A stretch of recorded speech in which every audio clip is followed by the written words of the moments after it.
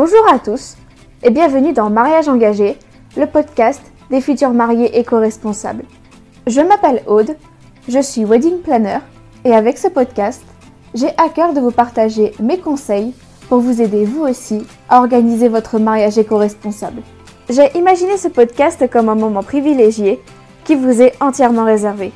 Un petit temps que vous prenez pour vous, toutes les 2 semaines, pour vous ressourcer tout en faisant le plein d'astuces et d'énergie pour qu'après chaque épisode, vous puissiez vous rapprocher un peu plus du mariage de vos rêves.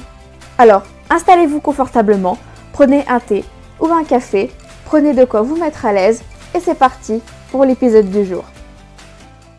Hello tout le monde, j'espère que vous allez bien et je suis très heureuse de vous retrouver pour l'épisode 19 du podcast Mariage engagé et par la même occasion pour la première interview de l'année 2022. Vous l'aurez deviné, c'est sur un sujet qui m'intéresse tout particulièrement avec une personne que j'adore, donc j'ai vraiment hâte que vous puissiez découvrir l'interview dans quelques instants. Vous l'avez vu au titre, mais aujourd'hui, j'ai le grand plaisir de recevoir Zélie de The Luxe. Donc Zélie, en fait, c'est une photographe toulousaine et qui, comme moi, partage une très grande sensibilité pour l'éco-responsabilité. Et donc, pour moi, c'était une évidence de l'avoir sur ce podcast pour pouvoir parler de photographie, d'éco-responsabilité aussi, mais vous le verrez, j'en ai profité pour lui poser des questions, pour lui demander son avis sur certaines questions que les mariés se posent en termes de photographie. Donc vous verrez en écoutant l'épisode, alors je vous préviens tout de suite, l'épisode risque d'être assez long, probablement l'épisode le plus long pour le moment. Je sais que je le dis à chaque interview, mais bon, franchement, je pense que l'épisode en lui-même devrait vous plaire parce qu'il y a énormément de contenu, il y a beaucoup de conseils, d'échanges qui sont très intéressants, mais en tout cas j'ai adoré faire cet épisode avec Zélie. J'espère que cet épisode vous plaira aussi. Donc pour replacer un peu le contexte d'où Zélie et moi on se connaît, donc en fait on s'est rencontrés déjà par le biais d'une conversation sur Instagram, donc c'était avril-mai 2021 je crois, je n'arrive plus à me souvenir de la chronologie exacte, mais ce que je sais c'est que du coup quelques jours on s'est rencontrés du coup sur Toulouse et d'un coup en fait est né le projet d'organiser un shooting d'inspiration, donc sur le thème automne et hugueux, un shooting qui mélange notre amour de l'automne avec notre amour de la Scandinavie. Je vous laisse le lien du shooting dans la description si vous souhaitez revoir les photos, mais en tout cas c'est une expérience que j'ai adoré organiser, que j'ai adoré faire. Et évidemment on est resté en contact après ce shooting qui a eu déjà lieu il y a 5 mois au moment où vous écouterez l'épisode. Elle m'a invitée en live sur son compte Instagram notamment pour parler de mariage éco-responsable. Je vous laisse encore une fois la description dans la légende. Et c'était le juste retour des choses d'organiser le match retour pour inviter Zélie à parler de ce qu'elle sait faire, donc à parler à la fois de photographie et d'éco-responsabilité. Donc je ne vous en dis pas plus, je vous laisse profiter de l'épisode et je vous retrouve tout de suite après pour le mot de la fin. Hello Zélie, comment vas-tu ? Hello, ça va et toi? Bah, ça va, oui, merci. Bon, écoute, je te remercie d'avoir accepté cette invitation sur mon podcast pour parler de la photographie éco-responsable. En plus, tu seras ma première invitée sur 2022. Donc, je suis vraiment trop contente de faire cet épisode avec toi. C'est moi qui te remercie de m'inviter sur ce podcast. C'est vrai qu'on en avait déjà parlé, donc c'est super de ta part de faire tous ces podcasts. Merci beaucoup. Alors, je te propose qu'on commence tout de suite, donc avec une question toute simple. Est-ce que tu peux te présenter ton parcours, ton métier, etc., tout ce que tu jugeras bon de me dire. Oui, bien sûr. Alors du coup, moi j'ai un parcours un peu atypique, c'est-à-dire que j'ai pas commencé par une école de photo et j'ai pas commencé par la photographie. Donc initialement, j'avais un métier un peu presque standard, on pourrait dire, dans un bureau à faire de la qualité. Et en parallèle, je faisais de la photo, parce que ça fait très longtemps que je fais de la photo en parallèle.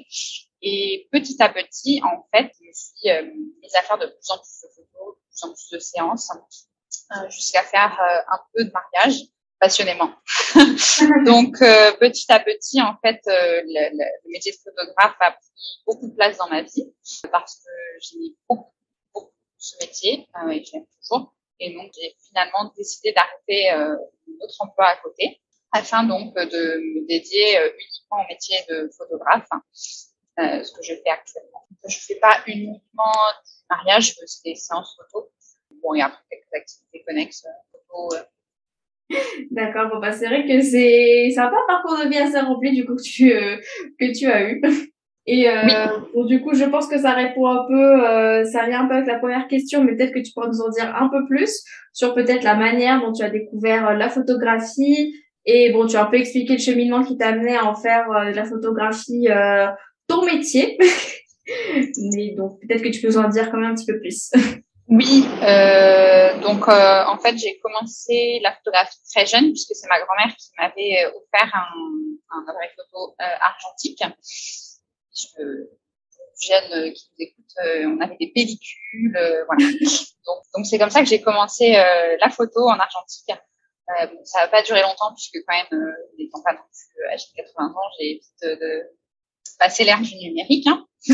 Et petit à petit, surtout à l'adolescence, la photographie m'a permis, si on peut dire ça comme ça, de passer le cap un peu de l'adolescence et d'exprimer ce que je voyais dans le monde, dans voilà, une sorte d'expression artistique, comme certains pourraient faire, je ne sais pas, de la peinture ou de l'écriture.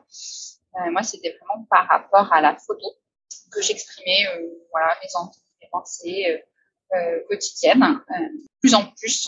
C'est comme ça que j'en suis venue en fait à faire mon métier, à pouvoir premièrement exprimer ce que je ressentais et deuxièmement rendre les instants enfin plus longtemps. C'est comme ça que petit à petit, ça fait maintenant 10 ans que ça prend vraiment beaucoup de place quotidiennement dans ma vie. C'est comme ça voilà, que j'en suis venue à faire vraiment mon métier, à savoir qu'en fait j'ai un parcours même au sein de la photo, pas forcément conventionnelle, puisque j'ai commencé beaucoup par la photographie de paysage. Et c'est un peu le fruit du hasard qui m'a amené au portrait, des demandes et des occasions que j'ai eues, qui ont fait que petit à petit, je me suis retrouvée à faire des portraits. Et ça m'a plu. Et ça m'a plu de plus en plus. Et quand je me suis retrouvée dans le monde du mariage, je me suis dit, vraiment, c'est pour moi. C'est comme ça que j'en suis venue à photographier des mariages. C'est ça fait le plus beau jour de la vie d'une personne et constituer voilà tous ces souvenirs pour l'éternité. Et c'est ce qui me passionne aujourd'hui. Et donc, alors je sais pas si tu as dit ou pas, mais en fait, ça fait je vais y arriver. Et donc, je crois que ça fait depuis tout récemment en fait que tu t'es lancé à 100% dans la photographie. Ça fait combien de temps que tu as 100% vraiment dans la photographie? À 100%, je sais pas, ça fait 6 mois à peu près. C'est-à-dire qu'en fait, oui, ça fait à peu près 6 mois parce qu'avant j'avais encore un autre emploi, mais j'en venais à faire des semaines de 90 heures ou quelque chose comme ça, puisque cumulant 2 emplois plein temps, en faisant 2 mariages par semaine, ça devenait très compliqué, pour pas dire impossible en fait de maintenir les deux. Donc voilà, j'ai pris le choix en plein Covid d'arrêter notre emploi. Oui, c'est vrai que je comprends ce que tu ressens parce que même moi, du coup, qui suis encore en train de jongler entre enfin, mes études, mon alternance et du coup mon emploi de wedding planner, donc plus pour longtemps, heureusement. C'est vrai qu'on peut vite s'y perdre, on fait un peu des journées à rallonge et ça peut vite devenir fatigant. Donc, je comprends tout à fait ce choix et je pense que c'est un choix aussi que s'il y a des entrepreneurs qui écoutent cet épisode, je pense que c'est un choix que tout le monde comprendra aussi. Et donc, pour revenir à le prochain sujet, parce que du coup, tu es une photographe de mariage éco-responsable. Donc, c'est un trait que nous partageons toutes les deux. Et donc, j'avais envie de savoir comment est-ce que toi, tu définirais ce qu'est selon toi la photographie éco-responsable.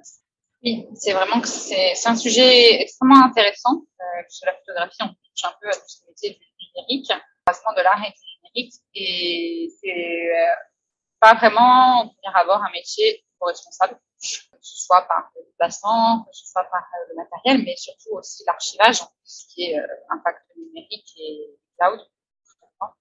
Donc, ça peut paraître initialement incompatible, mais en fait, c'est là justement tout l'intérêt de l'éco-responsabilité, c'est d'arriver à faire son métier en protégeant au mieux la planète. Donc moi, la façon dont je le vois, la photographie éco-responsable, il y a plusieurs impacts significatifs. Le premier est évidemment les déplacements, qui sont un impact non négligeable dans le métier. Vraiment arriver à limiter les impacts du déplacement en choisissant tout simplement des modes de transport ou alors en utilisant et à chaque déplacement en réalisant plusieurs actions au même endroit. Il y a la partie matérielle, donc matériel photo, photo, matériel informatique, matériel, ça c'est aussi quand même un impact assez significatif, tout ce qui est achat de matières premières de manière générale. Et enfin, un impact vraiment important pour le coup, c'est tout ce qui est stockage et archivage, parce que je vous cache pas qu'un mariage, c'est beaucoup de données, et une séance photo aussi. Voilà, je rentre à la maison avec les cartes mémoire pleines. Alors, évidemment, on ne garde pas tout, puisqu'il y a beaucoup de ratés, de ratés de photos, les gens ferment les yeux, par exemple. Mais ça reste quand même beaucoup de données par mois et par an. Et ça, c'est vraiment quelque chose, je pense, de très important, à mes yeux, en tout cas, de limiter cette partie. Je pense que c'est vraiment ces 3 axes à limiter. Et du coup, juste par curiosité, en moyenne, une carte mémoire, elle peut contenir combien de photos? Mes cartes mémoire, je rentre pas non plus avec énormément de photos parce que c'est vrai que ça peut varier selon les personnes, mais je peux rentrer avec plus de 4-5 000. Pour moi, ça fait quand même beaucoup. Ça fait quand même beaucoup, oui. Ça fait quand même beaucoup. Au début des mariages, j'en faisais beaucoup plus. C'est-à-dire que je pouvais rentrer avec 7-8 000. Faut savoir que c'est pas forcément énorme. Il y a des photographes qui rentrent avec 10 000, selon le style. Mais je pense à certains, même sur Toulouse, qui rentrent avec proche de 10 000. Ça dépend, voilà, du style. Il y en a qui utilisent beaucoup plus le mode rafale que d'autres. Donc ça, c'est vraiment très personnel. Moi, je tourne plus autour de 4 000, voire un peu moins maintenant, parce que moins on en fait, plus on est efficace le jour J, en fin de compte, moins on aura à trier et moins on aura d'impact. Merci d'avoir répondu à ma petite question, ma petite curiosité. J'aurais au moins appris quelques trucs aujourd'hui. Et donc, déjà, je trouve les axes que tu as choisis pour revenir à ce que tu disais qui sont très intéressants. Et j'aimerais savoir si tu peux peut-être nous donner des exemples, au moins 1 ou 2 actions spécifiques que toi, tu entreprends au quotidien pour justement concilier l'aspect photographie et l'aspect éco-responsabilité. Oui, tout à fait. Donc, sur la partie déplacement, donc ça, c'est la plus facile, la plus visuelle.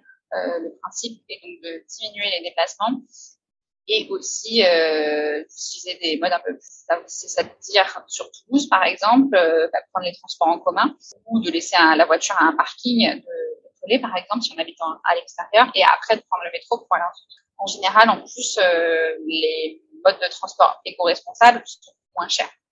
Reviennent moins cher, donc c'est aussi intéressant. Donc ça, c'est vraiment la partie la plus simple, en quelque sorte, enfin la plus simple à penser, pas forcément à réaliser, mais la plus simple à penser. Pour tout ce qui est matériel, là encore, c'est assez simple. C'est un peu comme pour l'énergie. D'abord, il faut commencer par la sobriété, en quelque sorte, c'est-à-dire avoir un nombre de matériel limité, mais suffisant. Notamment, par exemple, en termes d'objectifs, en termes d'appareils, ça va être de ne pas avoir, par exemple, des objectifs qu'on utilise moins d'une fois par an. Et donc, on pourrait être tenté de se dire, je l'utilise une fois par an, je vais le garder. Bon, est-ce que si on l'utilise une fois par an, il vaut peut-être mieux le vendre et le louer la fois où on en a besoin, parce qu'en plus, du coup, il ne s'attend pas pendant ce temps-là. On va louer à quelqu'un, un loueur, qui va l'entretenir. Donc, ça va être non seulement plus intéressant financièrement, avec moins d'impact environnemental. Donc, c'est vraiment très intéressant. Et aussi, évidemment, c'est d'acheter du matériel d'occasion. Il a déjà servi. Si c'est possible, si ça existe, des fois, ça n'existe pas. Sur les appareils de dernière technologie, il n'existe pas forcément en occasion. Mais généralement, ça existe. Le matériel, ça va être vraiment la partie occasion. Puisque globalement, je pense que toutes les marques d'appareils photo ont le même impact environnemental. C'est surtout l'occasion et ne pas non plus avoir trop de matériel, ce qui peut être parfois tentant quand même. Et puis pour la partie numérique, pareil, on est sur la sobriété, c'est-à-dire vraiment le minimum d'archivage. Au niveau des photos, le minimum d'archivage, donc notamment sur les galeries en ligne. C'est vrai que de les laisser par exemple 1 an en ligne, on parle de gigas vraiment conséquents en ligne pour chaque mariage. J'ai fait 21 mariages, je crois. Si je laisse en ligne 1 an, c'est considérable l'impact. Donc, de laisser à la fois un temps suffisant, donc pas 3 jours, mais non plus pas 1 an pour pas avoir un impact sur le numérique. Donc, on est vraiment sur les aspects sobriété, mais en même temps arriver à avoir un niveau suffisant pour avoir une bonne qualité. Écoute, ouais, c'est sur de super exemples, vraiment de super actions que tu nous proposes et qui, ouais, justement, comme tu l'as dit, il y en a des simples, il y en a des moins simples à mettre en place. Mais après, du coup, j'imagine que c'est aussi une question de test, une question de durée. Tu vas peut-être faire certains choix, ça va pas te convenir et puis tu vas essayer de tester autre chose. Et c'est justement ça aussi ce qui fait un peu la beauté de l'éco-responsabilité pour moi, c'est qu'il y a plusieurs façons de faire une seule chose et pour faire en sorte en fait que chacun puisse trouver ce qui lui convient en fonction de ce qu'il veut, en fonction de sa personnalité aussi et en fonction de ce qu'il souhaite. Exactement. Donc, du coup, j'aimerais passer sur un autre sujet, peut-être plus parler de toi, de ton rapport, du rapport que tu peux avoir au futur marié, de ta façon de travailler. Et donc, ma prochaine question est que j'aimerais savoir, quand tu es face à des futurs mariés, comment est-ce que tu t'assures que toi, tout comme eux, avaient vraiment envie de travailler ensemble, de travailler l'un avec l'autre? Oui, ça c'est vrai que c'est un point assez important pour avoir un mariage réussi. Donc, du coup, je cherche toujours à avoir mes mariés en général en ligne, minimum au téléphone, mais en général je les ai souvent en visio, voire je les rencontre, ce qui permet de voir si le feeling passe avec eux, enfin en tout cas si je passe avec eux. On échange beaucoup sur aussi le type de photos, sur les attendus, et notamment, par exemple, ils peuvent avoir une demande particulière. Je ne vais pas faire, je ne sais pas, voilà. Et ça permet pour eux, je pense, de pas choisir la personne, de choisir la personne si effectivement ça colle. Je pense que le rendez-vous est important. Si évidemment ils n'ont pas un ressenti avec moi, pas vraiment qu'ils n'ont pas un ressenti, mais qu'ils n'ont pas un ressenti au point de choisir la personne et de l'avoir pendant peut-être 15 heures le samedi. Voilà, on parle d'un mariage, donc c'est long. Donc si jamais c'est juste aussi une question d'être à l'aise avec la personne. Si on se sent pas d'être pris en photo pendant 15 heures avec cette personne, bon, c'est pas la peine forcément de réserver. Donc c'est comme ça que je m'assure, voilà, on va faire le rendez-vous de prévu, le rendez-vous avant le devis, voir si ça fonctionne, en leur présentant mon travail et en leur posant aussi des questions sur l'organisation, sur ce qu'ils ont prévu. Oui, c'est sûr que 15 heures, ça peut des fois paraître 5 tellement que ça passe vite, mais ça peut aussi paraître 30. Je suis d'accord avec toi là-dessus. Oui, c'est ça. C'est que en général, ça passe très très vite. Et on m'a jamais dit le photographe ça passait pas. Pour l'instant, j'ai jamais trop entendu ça parce qu'il y a c'est quand même une belle journée, ça passe très très vite. Donc en général, ça se passe très très bien. Mais c'est vrai que si jamais, je sais pas, ça passe pas du tout le feeling, c'est pas la peine d'insister. C'est pas la peine d'insister, même si les photos sont très belles. C'est sûr, oui, parce que le travail c'est une chose, mais aussi vraiment le feeling, c'est vraiment pour moi aussi le plus important. Le feeling et la philosophie, parce que je sais pas si vous avez des critères, si vous avez des critères X ou Y et que le photographe ne fait pas, ça peut être un peu tout et n'importe quoi, mais même sur l'administratif, sur le paiement, sur des choses comme ça, c'est des choses qui sont vraiment importantes. Et que la personne c'est pas sa politique d'entreprise, c'est pas la peine d'insister. Heureusement, il y a beaucoup d'entrepreneurs et je pense qu'il y en a pour tous les coups. Je suis totalement d'accord avec toi sur ce point-là. Une autre chose que j'avais envie de savoir, peut-être une question un peu plus détente, qui sera peut-être plus propice aux anecdotes et à faire rire. Quelle est la demande la plus improbable qu'on t'ait jamais faite? Parce que avec l'expérience que tu peux avoir, c'est ce qu'on me dit souvent, avec l'expérience en général, on en a beaucoup. Et pas forcément des plus délicates. Donc, c'est pour ça que je voulais avoir ton avis sur la question. Tu veux dire en mariage? Pas forcément. En tout. Bon, alors évidemment, j'ai eu, comme tout le monde, les demandes improbables d'hommes nus qui veulent être pris sous toutes les coutures et qui prennent le soin de préciser qu'ils veulent qu'on a un objectif macro pour bien zoomer sur toutes les parties du corps. Donc ça, c'est un peu un classique que j'ai régulièrement, malheureusement. J'ai eu 3-4 fois sur 2021 quand même, en précisant bien, il faudra zoomer sur toutes les parties du corps. Oui, je comprends bien, j'ai bien compris. Toutes les parties du corps sont importantes chez vous. Donc ça, c'est vrai que je l'ai souvent. C'est improbable. Et puis après, bon, on a toujours des demandes en mariage.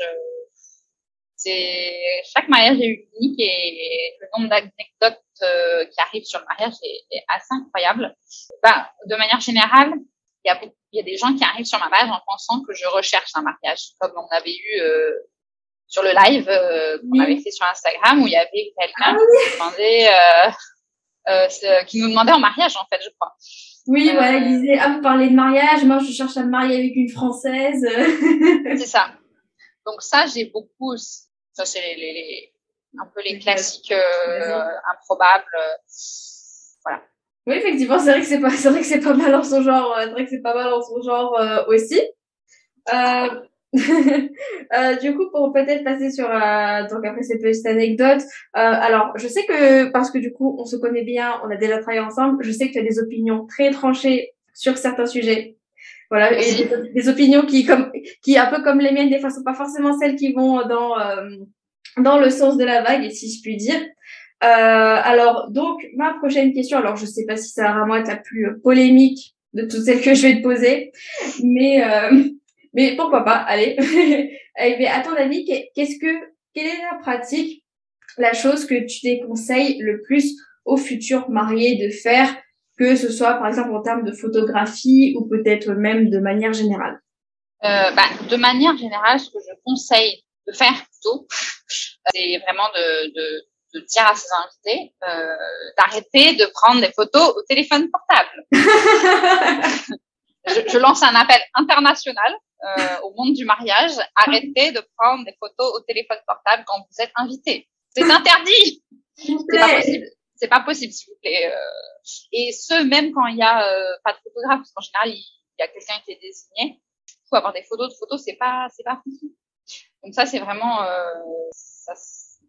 voilà, faut arrêter. Les conseils. Vraiment, ça, c'est le truc arrêter. Et aussi, je déconseille de faire une grosse fête la veille. Ça paraît bizarre comme conseil, mais c'est du vécu. Je vous déconseille de la grosse fête du vendredi soir. Ah non, mais je suis totalement d'accord avec toi. Moi aussi, c'est vrai que je déconseille. Voilà, c'est pas foufou. Ça peut mettre une certaine ambiance, mais il vaut mieux la garder pour le samedi soir. C'est toujours plus sympa. On n'est jamais à l'abri d'une petite gueule de bois, d'une panne de réveil, de grosses cernes qui seront impossibles à masquer. Disons qu'arriver à la télé avec un coup dans le nez, ça fait jamais bonne impression. Non, c'est pas fou, c'est du vécu, hein, mais vaut mieux éviter la fête du vendredi soir. Vaut mieux être même serein, détendu, faire une bonne nuit de sommeil, justement. C'est un conseil un peu bateau, je pense que beaucoup de gens le donnent, mais c'est vrai que c'est tentant, je pense, le vendredi soir, parce qu'on a déjà, en général, la famille qui arrive et les proches. Souvent, on loue l'endroit de réception à partir du vendredi soir, mais juste les proches.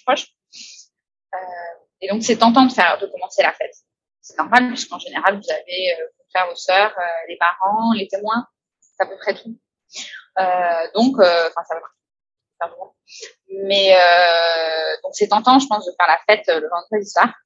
Et le deuxième chose que je déconseille, il y en a qui vont peut-être pas aimer, moi je déconseille, c'est de faire la cérémonie civile et la cérémonie laïque ou religieuse le même jour. Mm-hmm. Bon, après ça se fait, hein, j'en ai fait, mais c'est-à-dire que le mariage devient alors une course-poursuite envers le temps, et ça devient, c'est moins plaisant, je pense, que ce qui est pas mal, c'est de la faire le vendredi. Enfin, même là, j'ai des mariages en février et mars, ils font le religieux laïque plus tard, 6 mois plus tard des fois. Mais ça, c'est vrai que je conseille pas vraiment de faire 2 cérémonies le même jour. On commence à être ça fait beaucoup. D'autant plus que parfois on change de robe, de tenue entre le civil et l'autre cérémonie. Donc ça fait quand même beaucoup de préparatifs. Enfin voilà, c'est ingérable. C'est gérable, mais c'est plus serein de faire comme la cérémonie le vendredi pour le civil et le reste le samedi. C'est quand même beaucoup plus détente. Et on profite beaucoup plus de son mariage si on fait en 2 jours.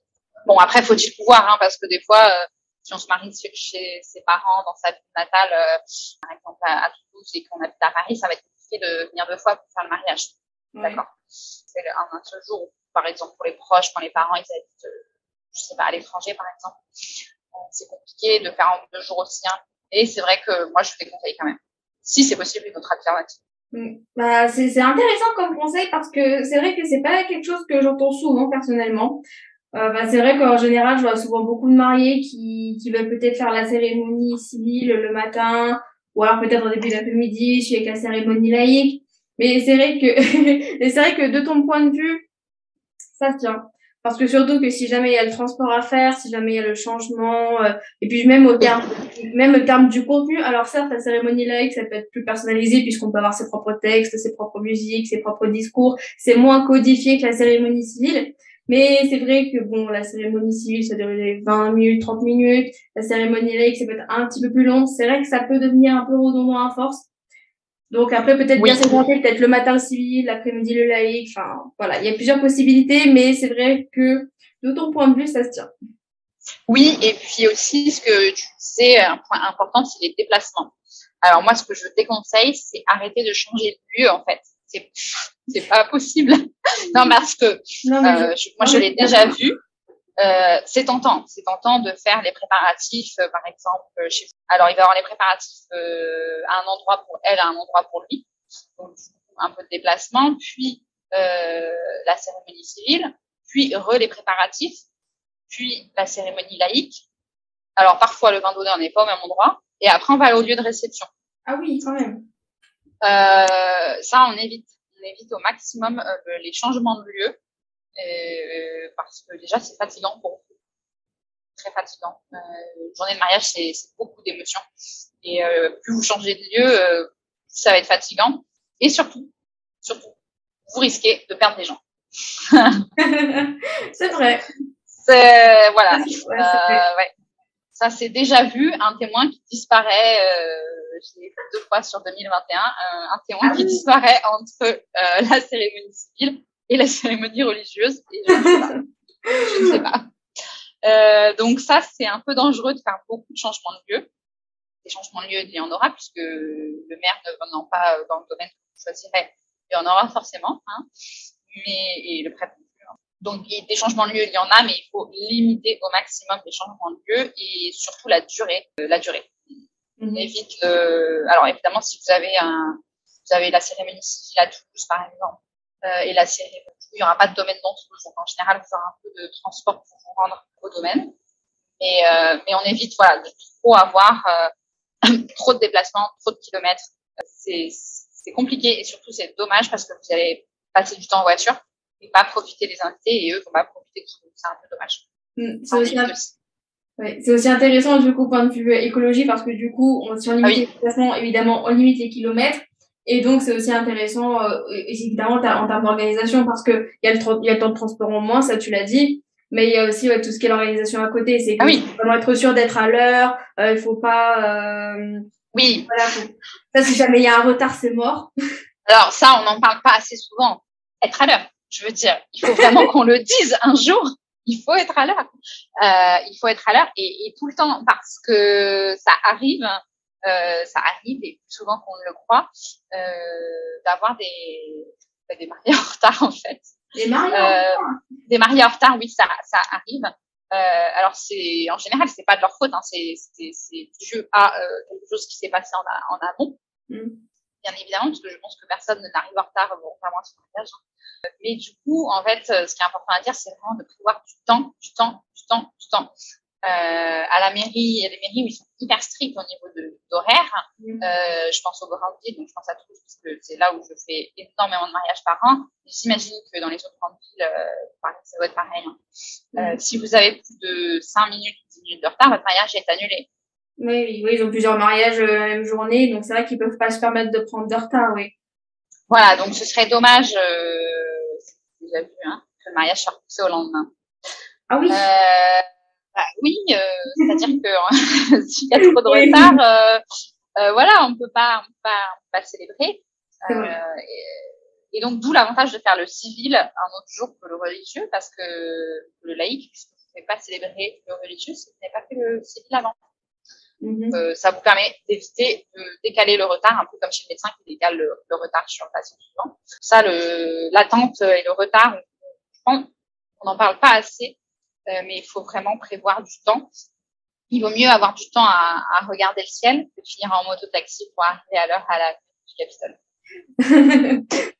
En fait, je me pose la question de pourquoi ça m'a étonnée quand tu as dit que des futurs mariés arrivaient en retard, puisque mon grand-père est arrivé en retard à son propre mariage.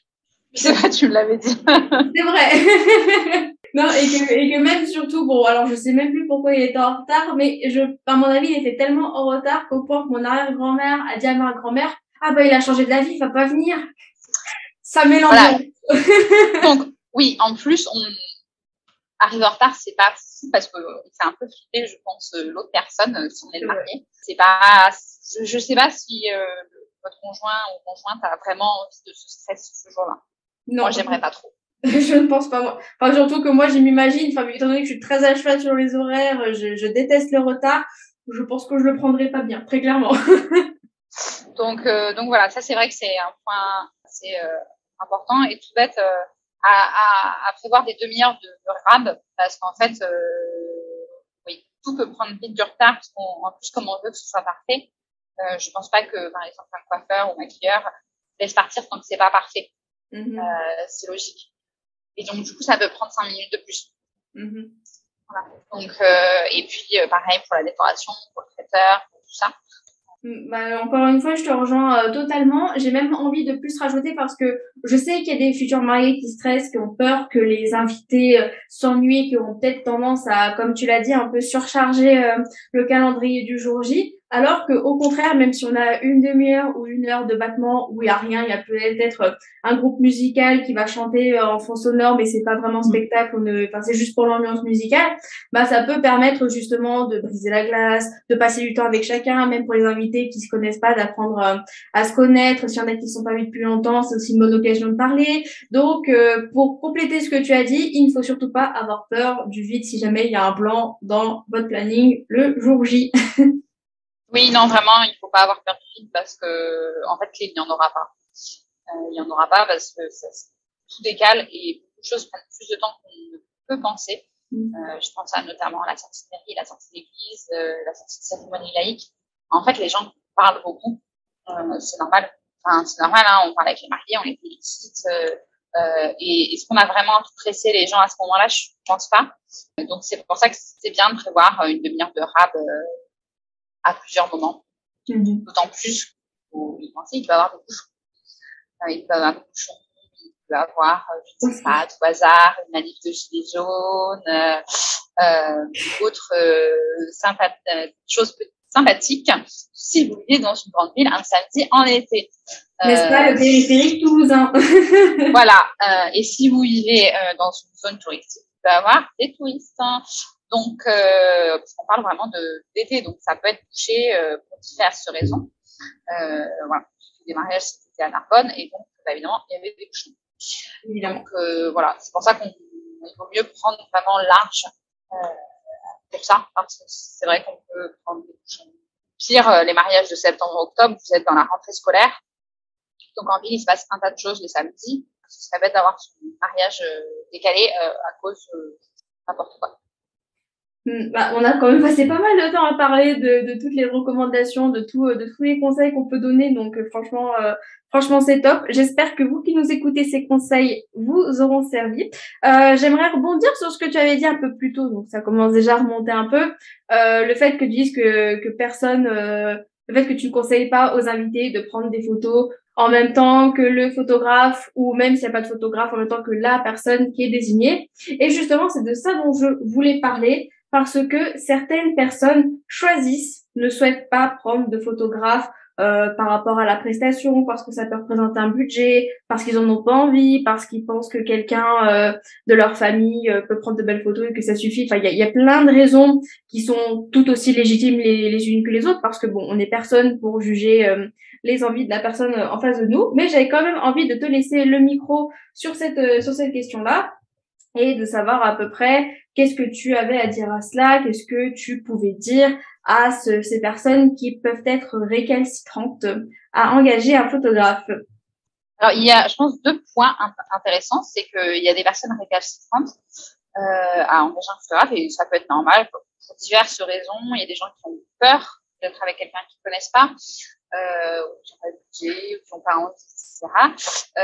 Alors, c'est vrai que c'est pas un peu constant pour valoriser le métier, mais il faut bien réfléchir à ne pas en prendre parce que je reçois quand même beaucoup qui regrettent. C'est-à-dire que vraiment, sur 2021, j'ai eu plus de demandes de personnes qui voulaient faire une séance en habit de mariage parce qu'ils n'ont pas pris de photographe et qui regrettent que de demandes de mariage. Mm-hmm. Donc, il y a quand même un nombre incroyable qui regrettent. Donc, voilà, c'est à réfléchir sur le pourquoi on ne peut pas. Parce que c'est vrai que c'est une des causes les plus citées quand je reçois sur le mariage. Parce que pour regretter, j'ai pas pris de photographe et en fait, je me rends compte qu'après les alliances, il reste que les photos. Donc, bon, voilà. Et après, effectivement, il y a des personnes qui n'ont pas envie pour multiples raisons. Dans tous les cas, nous ne sauterons pas le gap. Donc, ce qui est important, c'est quand même d'organiser la partie photo et souvenirs, photo et vidéo éventuellement. Parce que si vous organisez pas, ça risque d'être un peu le bazar.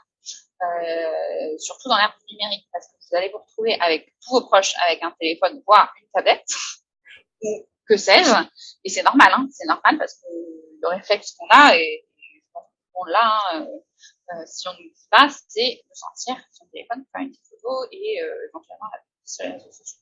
Donc ça, même à mon sens, même si vous prenez pas de photographe, il faut organiser cette partie en disant s'il vous plaît, ne prenez pas 1 milliard de photos. Enfin, voilà, de signer peut-être au moins pour les parties cérémonies, parce qu'après, les parties vin d'honneur, après tout, bon, c'est moins dérangeant. Personne ne fait de photos, en fait, à ce moment-là. Donc, mais pour les parties cérémonies, n'hésitez peut-être pas à signer une ou deux personnes, voire laisser un téléphone quelque part sur un pied, peut-être, pour faire une vidéo, et d'organiser une espèce de Dropbox, un outil en ligne pour récupérer les photos et de dire que tout le monde aura accès. Ça évite, voilà, d'avoir une cacophonie de téléphone, de flash, de choses comme ça. Et ça vous permettra d'avoir quand même des souvenirs. Donc, le mieux, pour moi, c'est de désigner une personne, encore faut-il évidemment qu'elle veuille, parce que c'est le temps où elle va peut-être pas profiter. Mais ça reste le mieux quand même, c'est d'essayer de demander. Ça peut être, par exemple, pour les 20 minutes de cérémonie, de demander à Monsieur X, et pour la cérémonie religieuse ou laïque, de demander à Madame Y et Monsieur Truc. Voilà, de diviser les moments en plusieurs personnes, de créneaux de 20 minutes, par exemple. Ça peut être faisable. Ou sinon, il y a toujours la partie, l'appareil photo sur pied, ce que je disais, en mode vidéo. Comme ça, vous avez la vidéo. Et enfin, il y a toujours la possibilité de tout ce qui est photobooth. Alors, évidemment, ça a quand même un coût qui peut même être aussi cher qu'un photographe pris pour quelques heures, par exemple. Mais ça peut permettre, si jamais vous n'êtes pas à l'aise avec l'idée de faire des photos avec un photographe, de faire des selfies imprimés avec quelque chose de qualité. Ça peut être aussi une alternative. Certains prennent un photobooth uniquement et ne prennent pas de photographe. Ça peut être un complément et ça peut être aussi, ça c'est à voir, ça peut être une alternative intéressante. Il y a aussi la possibilité d'avoir, comment on appelle ça? Les espèces de... les appareils photo qui impriment instantanément, de laisser, voilà, par exemple, plusieurs appareils photo qui impriment instantanément, ce qui peut vous permettre à vos invités d'en faire. Ça peut être aussi une possibilité chouette. Ça, c'est toutes les possibilités que j'ai vues, photobooth, avoir des appareils instantanés et surtout désigner une personne. C'est parfait parce que je crois que ça répond à la prochaine question parce que du coup je voulais te demander par rapport à ce sujet si tu avais un conseil à donner aux personnes qui ne souhaitent pas prendre de photographe mais qui souhaitent tout de même avoir de belles photos. Oui, je pense que c'est ça. Ceux qui ne souhaitent pas prendre un photographe pour raison budgétaire, peut-être que le mieux c'est de prendre quelqu'un juste pour quelques heures. Donc s'il y a quelqu'un disponible pour cette date, ça peut être une alternative. Et sinon, voilà, pour moi le mieux c'est d'essayer de demander à quelqu'un, voilà, en divisant éventuellement les créneaux, la solution, les autres solutions qu'on a évoquées.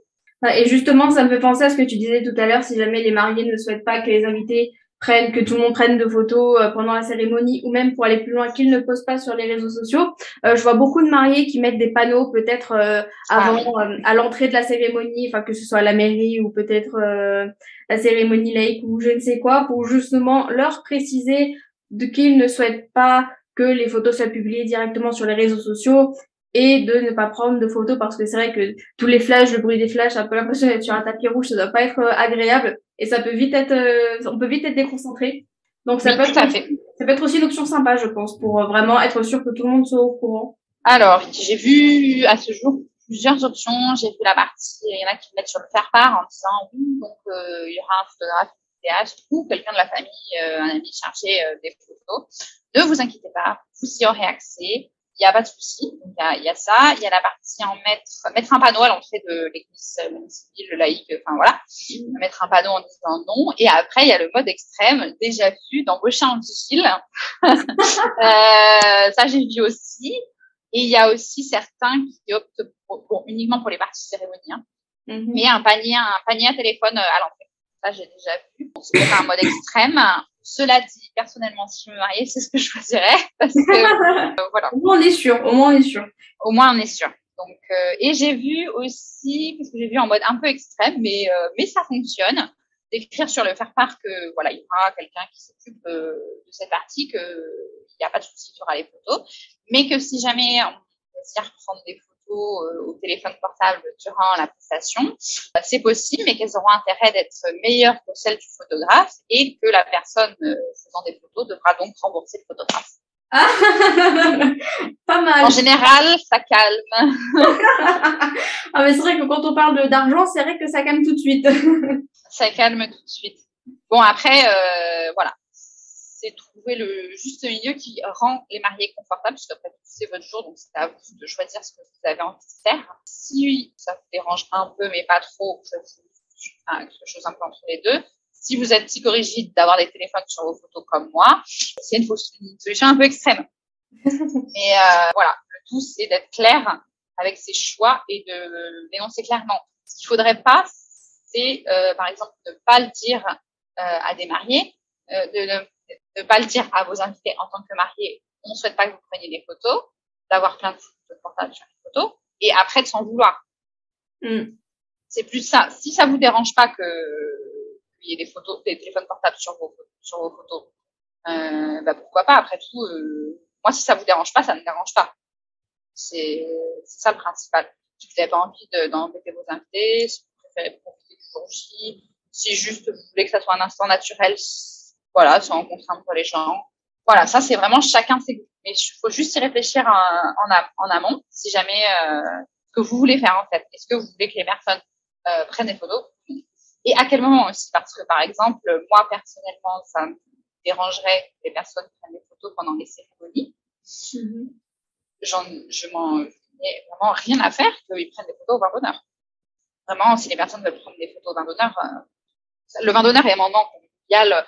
On a le temps de refaire. Il n'y a pas d'instant unique au vin d'honneur. Bon, peut-être pas de moment vraiment où on va échanger les alliances, dire oui, s'unir pour la vie devant le maire et devant Dieu. Le vin d'honneur, c'est un moment où on célèbre. Donc, c'est pas très, je trouve personnellement, moins dérangeant d'avoir des personnes qui prennent d'autres photos au vin d'honneur. En tout cas. Donc, c'est pour ça aussi à définir à quel moment ça vous dérange qu'ils prennent des photos et à quel moment ça vous dérange pas. Oui, c'est sûr que c'est une question à laquelle il faut bien réfléchir en amont. Je suis tout à fait d'accord là-dessus, encore une fois. Oui, ça c'est vraiment le genre de sujet qu'il faut vraiment choisir avant le mariage, en accord avec votre conjoint ou conjointe. Et merci pour tous ces conseils. Alors, on arrive tout doucement vers la fin de l'épisode. Et donc, pour le terminer, encore une fois, sur une note un peu plus positive, on en a déjà un peu parlé. Mais est-ce que par hasard, tu aurais peut-être une dernière anecdote à nous raconter, histoire de clôturer l'épisode en beauté, ou vraiment pas du tout tu sèches?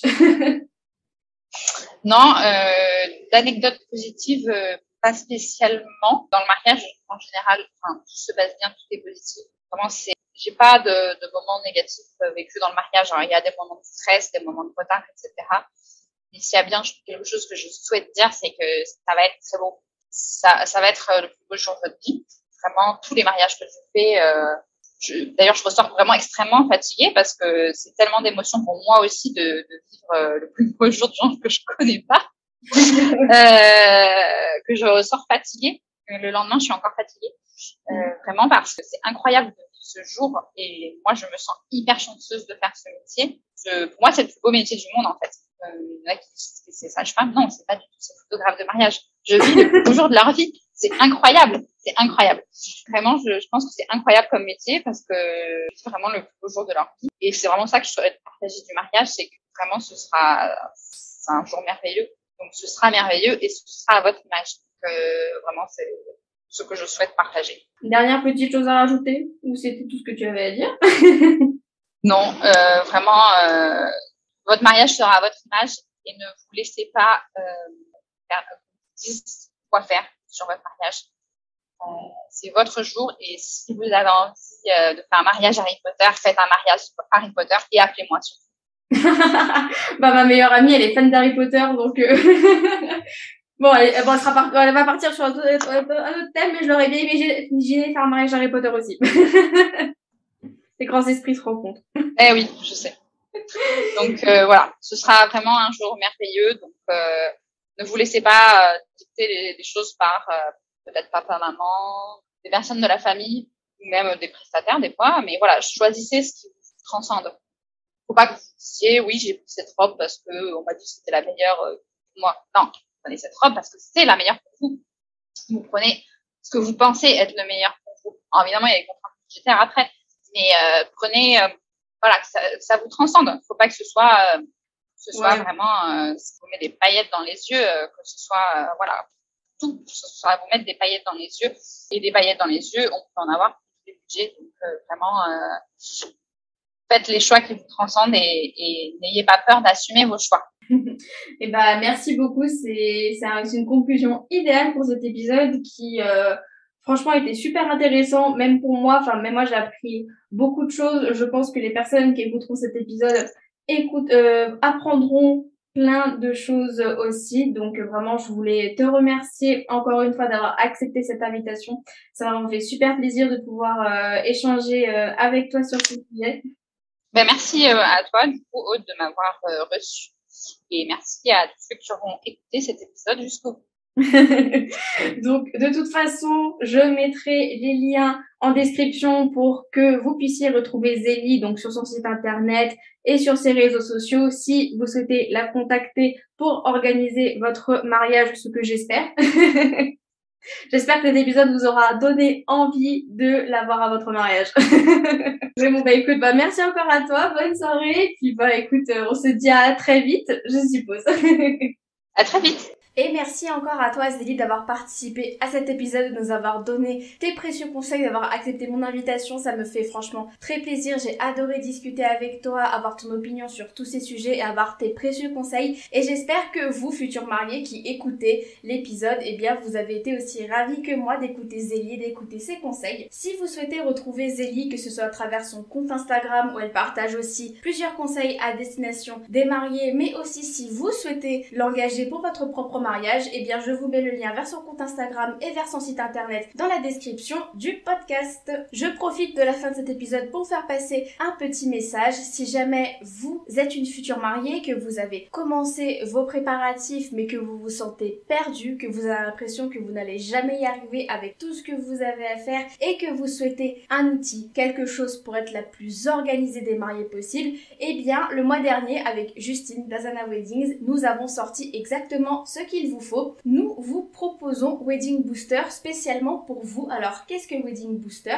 C'est tout simplement un outil qui va organiser votre mariage à votre place en grande partie. Donc c'est un outil, en fait vous pourrez tout mettre, toute l'organisation de votre mariage, donc que ce soit votre budget, votre rétro-planning, votre liste d'invités, vous aurez même des conseils, une newsletter inédite avec encore plein de conseils pour organiser votre mariage. Et les deux gros avantages de Wedding Booster selon moi, c'est que déjà tout est automatisé. Donc, c'est-à-dire, vous n'avez pas besoin de retaper 2 fois les mêmes informations, vous mettez votre budget, vous sauvegardez vos devis, vos factures, ça vous calcule tout automatiquement pour que vous sachiez exactement où est-ce que vous en êtes et ce qu'il vous reste à faire. Et enfin, vous accédez à un carnet d'adresses de plus de 230 prestataires répertoriés sur toute la France. Donc, ce sont des prestataires sérieux avec qui soit on a travaillé ou alors qu'on nous a chaudement recommandé pour la qualité de leur travail afin de vous aider à chercher et à trouver des prestataires qui sont fiables, sérieux et qui se plieront en 4 pour organiser le plus beau jour de votre vie. Alors, je vous mets tous les liens dans la description encore une fois si ça vous intéresse, si vous souhaitez voir à quoi correspond Wedding Booster, ce qu'est Wedding Booster dans le détail. L'outil est disponible au prix de 57 €. Et encore une fois, n'oubliez pas que si jamais vous avez des questions, eh bien, je reste disponible soit par mail ou soit par Instagram. Mes DM vous sont ouverts pour que vous puissiez me poser toutes les questions que vous avez par rapport à Wedding Booster. La petite annonce étant faite, je ne vais pas vous retenir plus longtemps. Je vous remercie encore d'avoir écouté cet épisode jusqu'au bout. J'espère encore une fois que l'interview de Zélie et ses conseils vous auront plu. Merci encore à toi Zélie d'avoir accepté mon invitation et d'avoir partagé ton expérience et tes conseils sur ce podcast. Et quant à nous, je vous retrouve la semaine prochaine pour un tout nouvel épisode. Cet épisode est désormais terminé. Merci à vous de l'avoir écouté jusqu'au bout. J'espère qu'il vous a plu et qu'il va vous aider pour l'organisation de votre mariage. Vous retrouverez toutes les notes sur mon site audegrosbois.com/podcast si vous souhaitez revoir les grandes lignes de cet épisode. Et si vous souhaitez me soutenir et soutenir le podcast, n'hésitez pas à me laisser 5 étoiles sur Apple Podcast et à me laisser un petit commentaire si votre plateforme le permet. Je serai ravie d'avoir vos retours et cela m'aidera grandement à m'améliorer et à vous fournir des astuces toujours plus concrètes pour vous aider à organiser votre mariage éco-responsable. Je vous souhaite très fort de passer une excellente journée et je vous dis à très bientôt pour un prochain épisode de Mariage engagé, le podcast des futurs mariés éco-responsables. À très vite!